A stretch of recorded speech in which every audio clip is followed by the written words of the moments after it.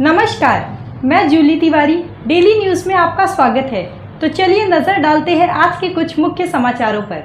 धारावी का फैसला सराहनीय, लेकिन बाकी झोपड़ी धारकों को कब मिलेगा न्याय? एडवोकेट अमोल मोतले का सरकार पर सवाल। धारावी पुनर्विकास परियोजना पर सरकार के फैसले की तारीफ करते हुए राष्ट्रवादी कांग्रेस पार्टी शरद चंद्र पवार गुट के प्रदेश प्रवक्ता और युवा अध्यक्ष एडवोकेट अमोल मोतले ने सरकार पर तीखे सवाल उठाए हैं। उन्होंने मुख्यमंत्री और उप मुख्यमंत्री से पूछा कि आखिर क्यों मुंबई के बाकी झोपड़ी धारकों को अनदेखा किया जा रहा है? क्या पुनर्विकास का लाभ सभी को मिलेगा या सिर्फ धारावी तक ही सीमित रहेगा? एडवोकेट मोतले ने अपने बयान में कहा कि धारावी पुनर्विकास परियोजना का निर्णय निश्चित रूप से एक सराहनीय कदम है, लेकिन मुंबई के अन्य झोपड़ी धारकों की दुर्दशा पर सरकार कब ध्यान देगी?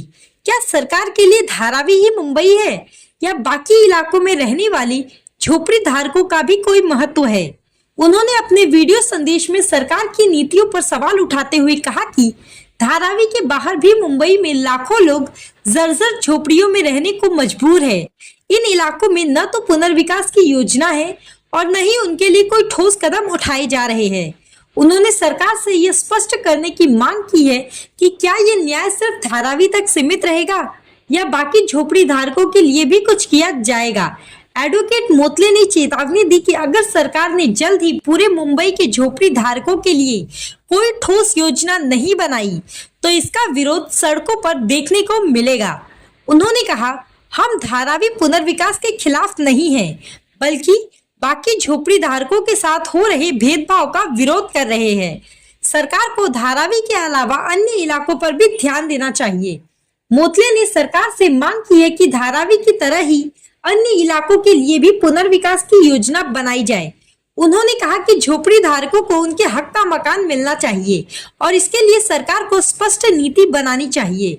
उन्होंने यह भी सवाल उठाया कि धारावी के लिए इतनी बड़ी योजना बनाई जा सकती है तो बाकी इलाकों के झोपड़ी धारकों के लिए ऐसा क्यों नहीं हो सकता।